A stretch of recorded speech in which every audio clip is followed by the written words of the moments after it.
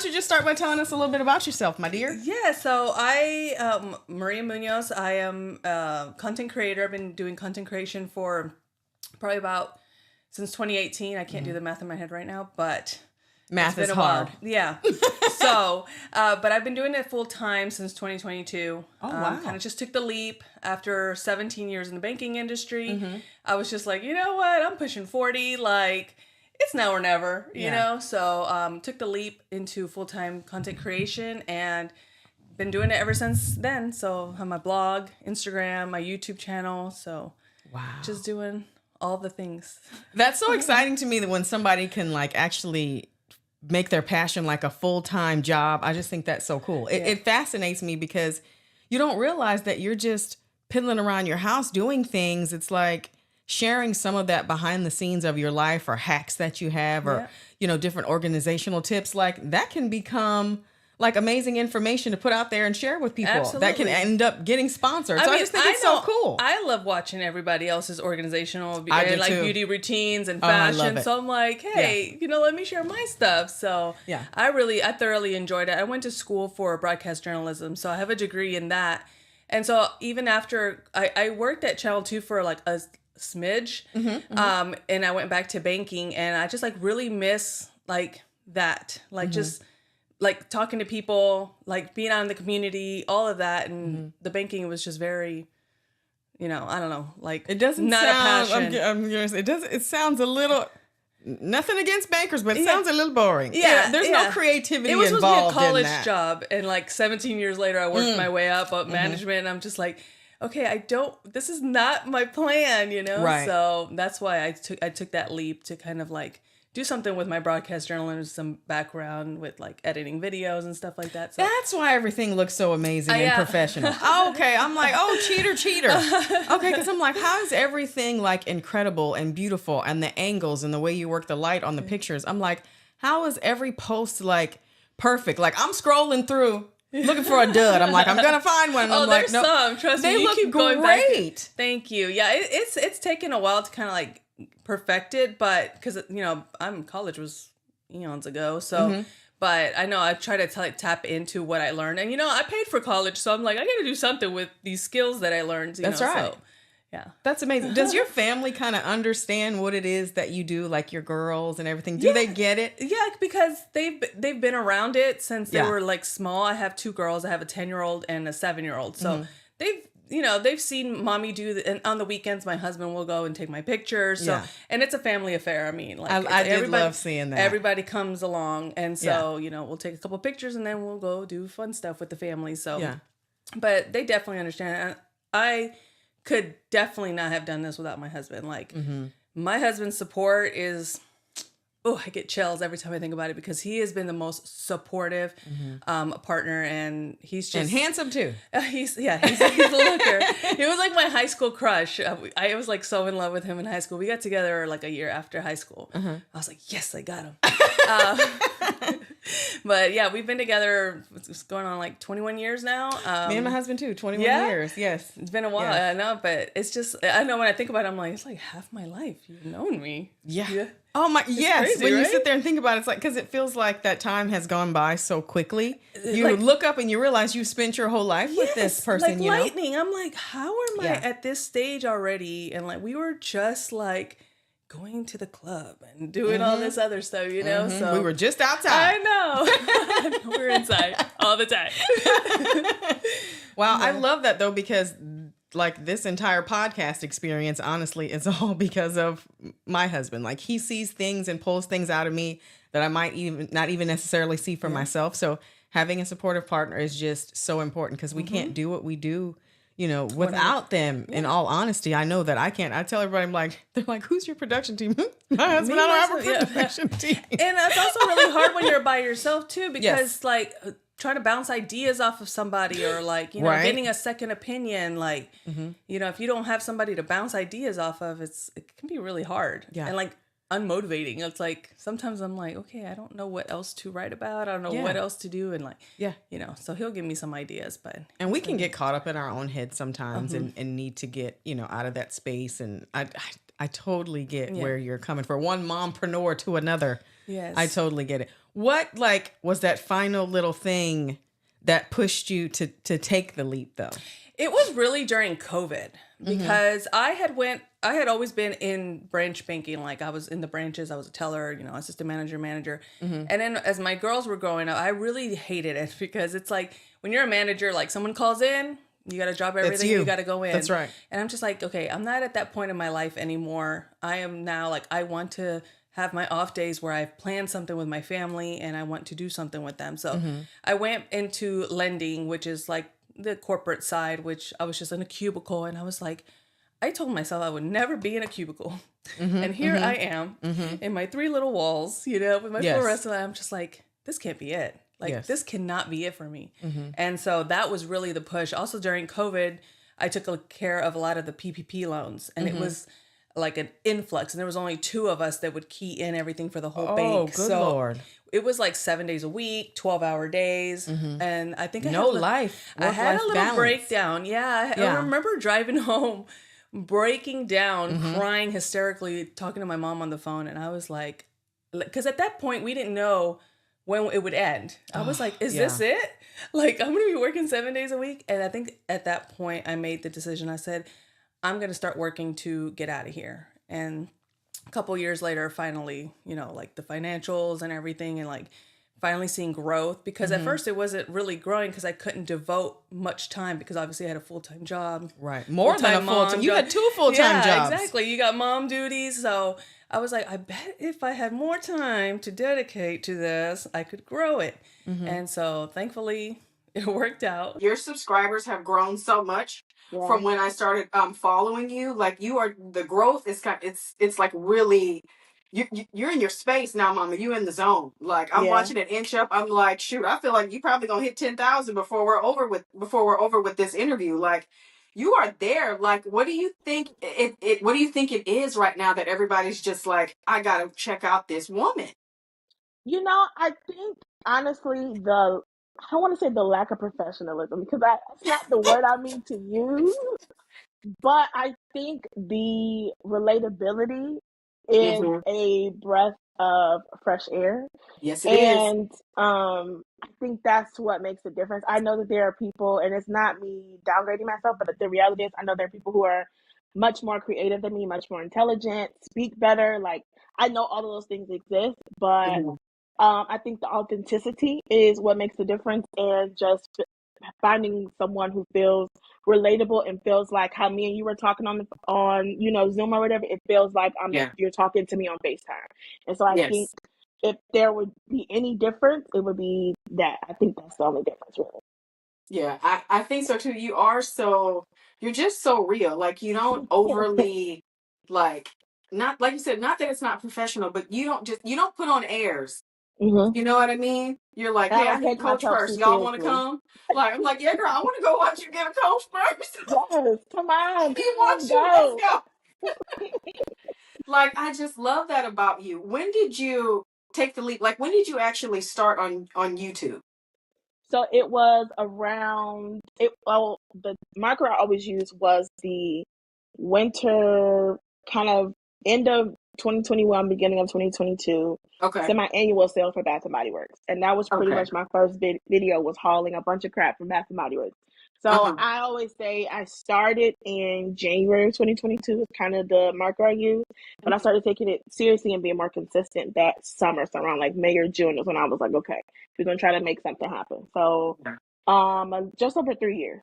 Yeah. Okay. Yeah. So yeah, I found you. Yeah, like I said, you came across my feed and I was like, oh, who's she? She cute. Let me see. And then you were just like talking about like these Black owned brands, and you were just like showing all this support. And I was like, oh, I'm here for this. Like, I was loving it. Girl, you got us all back here looking at Dawkins Aroma and just, I mean, I just love it. And then I was listening to you talk about the Arabian perfume oils and like making your fragrances last longer and just talking about scent notes. And I was like, you know what? Let me, get over here and see what I can learn and see what I can do. Because, like, I learned from watching you, like, I love doing my podcast and everything. I do a lot of interviews and stuff like that. But Fragrance Friday was just like this fun little blurb that I would do with my sister, just for something extra to do, just because we were shopping anyway. And so just watching you, I'm like, well, these people really want to know what notes are. I'm gonna have to do a little bit better, because I'll just be like, smells good, girl. Like, and I'm like, Honestly, that's how it be sometimes. That's how it be. You're just so on it and so in it. It kind of feels like when you're describing a fragrance, I really know whether or not I want to buy it or if it's for me or not. Like the way you detect the notes or something, I don't know if it's just that you have a more discerning nose or something. No, because when you describe something and then I go to smell it to see if I want to get it, I'm like, oh, it's exactly what she said. There are just certain people that will be like, oh, this perfume smells like grape soda, or this smells this or that. And I just don't get what they're getting. But like, for whatever reason, like yours kind of resonates with me. Like we will pull a video up of you at Sephora and go, wait, what did Nia Mikhail say about that? While we shopping, we will pull it up to see. It's hilarious. Yes, girl. I think honestly that's something that just comes with time. Like okay. I feel like how I describe and how I can pick up things now is not the same as how when I first started. And there's still certain things like I'll still say certain notes that I don't know when I'm picking that up or not. So I just feel like that's just something that just develops over time. I don't think the ability to be able to pick them up is something that is uniquely me. I think the way my brain processes it and is able to express it, I think maybe something that is how I process how my brain, disseminates information. But I think just the ability to pick up certain notes is just something that has to just, the more you do it, the more you keep doing your Fragrance Fridays, you and your sister, shout out to Leslie. The more y'all do it, it'll just happen. You'll just, and honestly, if you don't think about it and don't put pressure on yourself to do it, it'll naturally happen. So that's what I'll say for that. But when did the obsession begin for you? Ooh. Like, were you just that girl in high school that always had perfume in her locker? Like, were you her? So back then, Bath and Body Works and Victoria's Secret was the thing. You could girl, smell good all day. Victoria's Secret. I was the girl wearing the pear glacé. I was her. So my testimony is that my family is still very much so churchy, all the things. But even some more so back then, even more so. So Victoria and her Secret, we couldn't go nowhere near her, okay? Oh, because that was nothing but all they knew of Victoria's Secret was bras and panties and sex and love. And we could you was basically asking to go to hell. So oh my goodness. Oh my goodness, not eternal damnation for the panties. Eternal damn, and we wasn't even going for that. I just wanted to eat love spell with the rest of the girls. Girl, love spell was everything. I wanted that, okay, but I couldn't have it. So I had to be a Bath and Body Works with the rubber ducky because that was safe. That was yes. So that's what that to say. That's what that to say. Back then, Bath and Body Works missing stuff could last you all day. So my thing was Bath and Body Works. When I got my first little job at Taco Bell, I used to buy my Bath and Body Works. Like that was definitely a Bath and Body Works girly. What got me into wanting to smell good, I always have to shout out my godmommy who has since passed, but I always keep her with me. She used to always smell good, and her scent back then was Calgon Morning Glory. You couldn't, girl, not the Calgon take me away. Oh, you could. Calgon would hate to see her coming because she loved that. Take me away, Morning Glory. That was her jam. Wow. I remember asking my godmommy, I was like, how do you always smell so good? And that's what she told me about, doing a bar of soap first and then going in with your scented thing. So she gave me the foundation for all of my scent knowledge. At the core is the information that she gave me, and then I just built upon it. And so then I started getting into Bath and Body Works. Then I would always smell good, and I would teach my mom and my sister. And then when I got to college, it was mostly perfume oil. So there's a store called PMA Designer Oils in Southland Mall in Michigan. And back then, the roll-ons were $9 for $20. That don't exist nowhere no more. $9 for $20. Dang. $9 for $20. Okay, now it's probably $2 for $20. Oh, if you can get that on the sale. I mean, but that was my really took me to the next level was perfume oils. I mean, I always smelled good. I always had a roll-on in my purse or something. And then fast forward to 2020, the panorama, where everything just flipped upside down. I had some really emotional, life-changing things like that. And it was kind of like I don't want to say I hit rock bottom, but I really did. And so coming on the other side of that, it was like, you ain't got nothing else to lose. Like, you ain't got nothing else. It really was just kind of like a rebirth starting over for me, since I had like lost a bunch of friends and just life had just like a really big change. And so I was kind of like, when I started my channel, when I started getting into fragrance, it really was just something. Like, I wasn't doing nothing else. I was just going to work, coming home.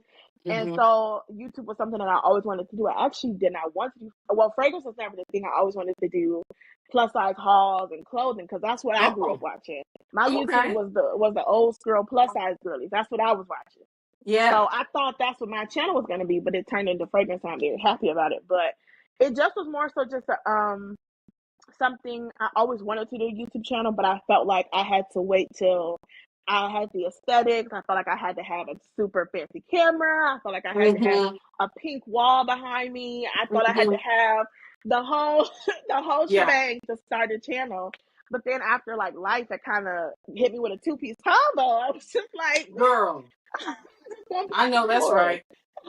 I know that's right. Yeah, I know. I felt the same way. Like, when my husband's like, I want you to do a podcast. I was like, I got all this stuff going on. I'm busy. Like, I don't have the stuff set up for that. And he's like, I'm going to do it. Like, he's like, you just need to sit there and be you.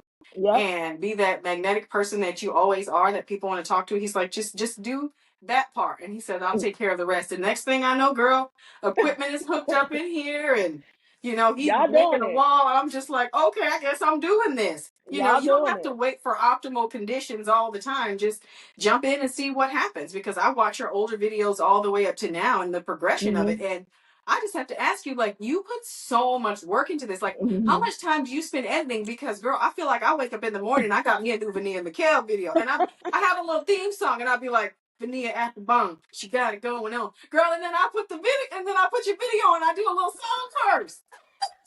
That is hilarious. I do spend a lot of time. I couldn't even quantify it, because it's just, whenever I get time, sometimes I'll take my laptop to work, and in between things I'll do that. Sometimes I try to capitalize on the weekends and like go to like Starbucks or Panera instead, or the library, and do a couple of hours. But sometimes I get home late at night, 10 o'clock at night, and then still edit and upload for the next week. It just, when I first started this, I set a goal or a word or a phrase, which was consistency over perfection. So I really put that mantra on myself to be consistent and be consistently consistent over things being perfect, because I can be, they call it like toxic perfectionism, to where you're so perfect to the where you don't do anything. And so I know I lived majority of my life waiting for things to be perfect and to be right. And I've passed up so many opportunities and missed so many opportunities waiting on perfection. And so with this phase of my life, I've just chosen to be consistent and focusing on nothing else. So even if my hair is a mess, even if something is wrong, be consistent. I'm in my Tyler Perry era, which is what I'm calling it. Okay. Where Tyler Perry, he does not care. You got one take and he's putting it out. You got one chance to cut it and he's putting it out. The backdrop could be wrong, the sound, the lighting, it could be inconsistent. But guess what? Tyler Perry's still gonna put it out. And if that man is a billionaire and he can still put things out and have mistakes, why can't I? And I'm obsessed with your shorts. I just love to see you do it, because for one, you do it like just quickly. It always looks so beautiful and polished and put together. And you don't take forever to do it. Like, you actually put on makeup like a busy mom. You know what I mean? Most of us don't have 2-3 hours to sit there and beat our face. You actually do your makeup like you have somewhere to go and some stuff to do. Like us real people. I appreciate you saying that, because I sometimes feel bad that I'm not giving y'all like the most glamorous and 50 product beat face that I sometimes feel obliged to create. But it's like, in reality, like right now, this face, I started this makeup look at 7:35, and then I looked and it was 7:55, and I was like, oh shoot, she's probably already logged in. My brows are not filled in. I put a little brow gel in. It's like, this is the era that I'm in. So I know there's other women who are in the same era. Yes.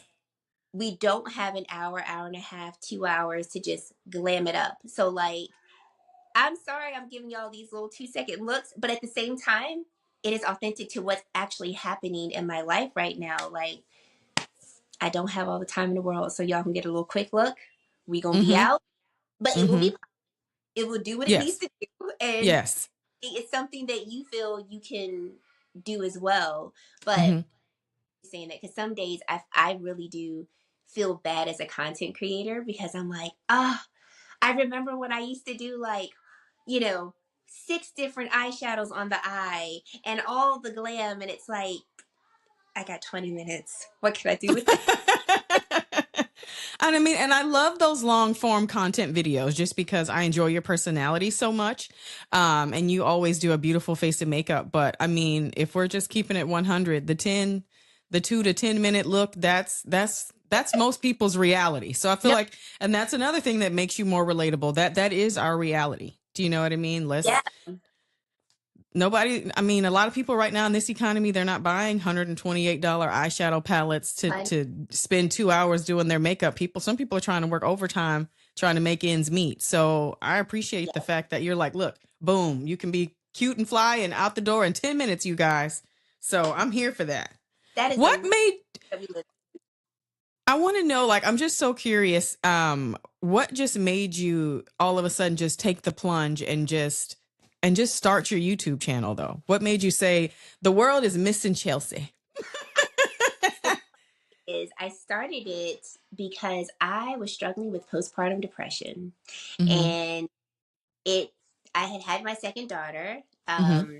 First and second daughter are 2 years and 3 months apart. Okay. So my first daughter, textbook child, nothing, like crazy about Mm-hmm. her and like navigating having a little one. My second daughter came out, and I always say came out the womb like middle fingers up. I put my middle fingers up, but you get what I'm saying. Like she came out, Yes. oh, we fighting, and so She came out on 10.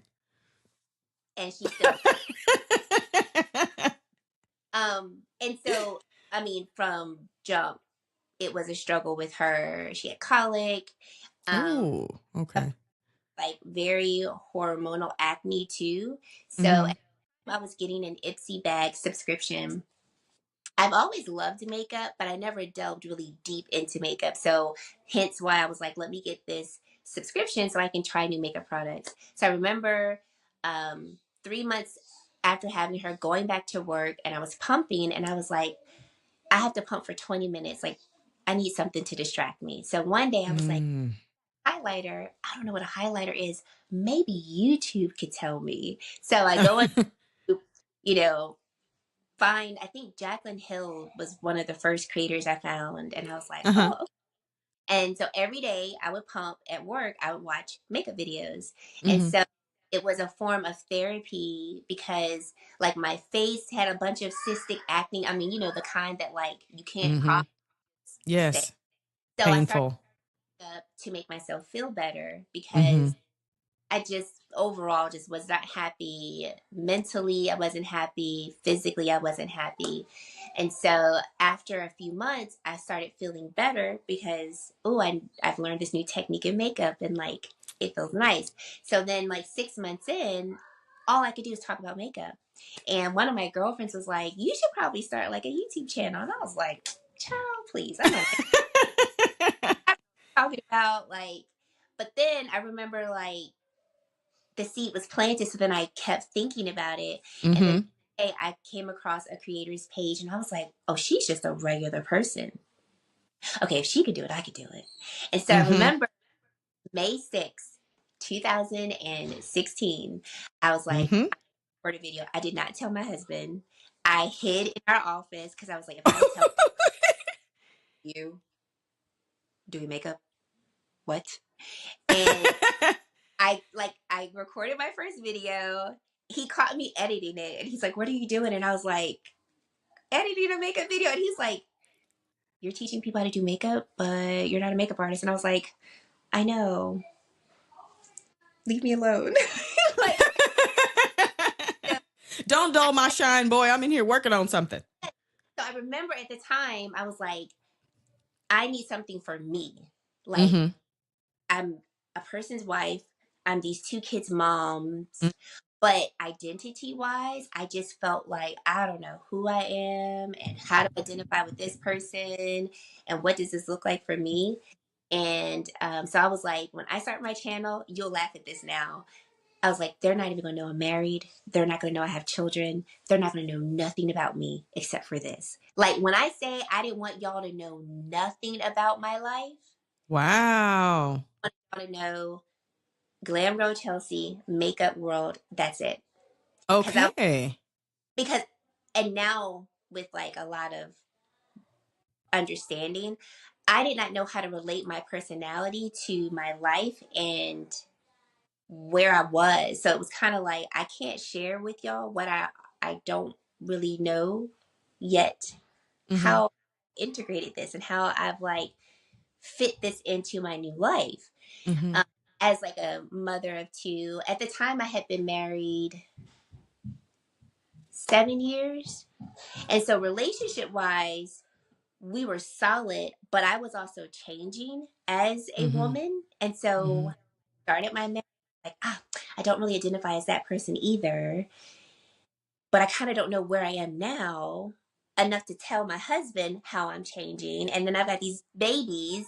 So it was a lot of I don't know who I am, but I know I kind of don't like her because I don't know how to identify with her. So I was like, I'm going to start this YouTube channel as like just something for me. And y'all won't know nothing else. So started it. 3 months in, I got very intimidated, imposter syndrome. And so I stopped. I had started Instagram at the same time. So I would just like casually post on Instagram, but like very insecure about the content that I made. So 1.5 years goes by. I can't stop thinking about it, but still too scared to like come back to YouTube. So my girlfriend, one of my closest friends, she was like, you know what? You're going to start. And I was like, no, I don't have a camera. She's like, I got a camera. You can use that. And I was like, oh, I don't have like good lighting. She's like, you can use the lighting on your vanity and you'll be good to go. And like every rebuttal that I gave her, she debunked it and was like, you need to do this. So I remember praying and I was like, all right, God, I believe that you gave this desire to me. And if it's true, I'm going to start back up and I'm going to go hard. You got 1 year to prove me wrong. If this is what I need to do, then I'm going to need for you to show me how to do it, how to make it work. And I'm going to need for you to show me like it's working. Because if I don't need to do this, take this desire away because it is so frustrating. And it is frustrating to know you're supposed to do something, but to feel so insecure about it because it's like, I should do it, but I don't know how to do it. I'm too scared to do it, but I have this yearning to do it. So I was like, if this is not from you, take this feeling away and leave me alone. Bet. Okay. Bet. And here we are. Can you please tell us a little bit about why and how, you started your YouTube journey?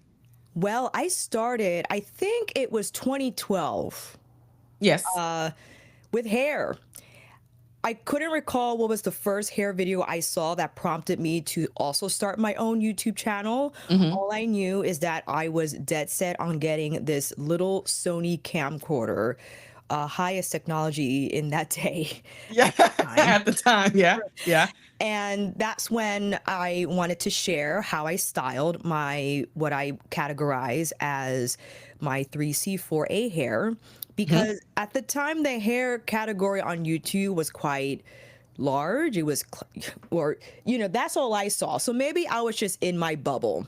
Right. To add to the conversation, maybe someone with my texture can benefit from what I have to say and have to share. And then it started where I became a group fitness instructor at Equinox. and was working, maybe teaching like 8 classes a week, and realized, ooh, the YouTube and also teaching class thing is getting tough. And I took a small hiatus. I took like a 2-year hiatus, and it was tough to get back because you see all these comments of, where are you? And it's kind of like you haven't been in the gym in a long time, and what keeps you from going is like those potential questions like, where have you been? And you're like, oh, you know, just not getting back in. But eventually I did. I did a video of I'm back, and I had a new camera, like a little Canon, so we upgraded. But realize, okay, do I still do hair, or am I going to get into the beauty thing? And they converged where I shared some movement videos, but it was mostly beauty. And I think my first makeup tutorial was like a bronze tutorial with like a Too Faced palette. I was sitting on my bed, and it was like a 2-parter because I have not yet learned how to consolidate my information. So I had to cut my video in half. And ever since then, I dabbled in different types of beauty topics, eyeshadow palette reviews, tutorials, anti-hauls. Remember those? Yes, I do. Brand reviews where I did, Fenty Beauty just dropped on the market and everyone was like, whoa. And that's where I, bought as many products as I could afford at the time. And now I'm in like another crossroads where I have my online coaching business, and definitely from teaching fitness and also being in fitness myself, I wanted to get into the niche of wellness because people have the information and know what to do, but they don't know how to execute. And yes, that's the role I wanted to play in someone's life, their mentor. As much as I love YouTube and I love beauty, I realize the through line and what keeps everything together is my passion to educate. So it doesn't matter what I'm educating on. It could be brushes, it could be lifting, it could be nutrition. I have a passion for helping people better understand what they are confused about and providing clarity no matter what topic. And I found that I'm kind of good at that. So that's why I wanted my platform to now not just be beauty. Again, this is something that I have to think over in terms of rebranding and remarketing, which is completely possible. But just having a lifestyle platform that covers the beauty, the hair, if I ever wanted to get back in there. And now the wellness is what I'm looking to do.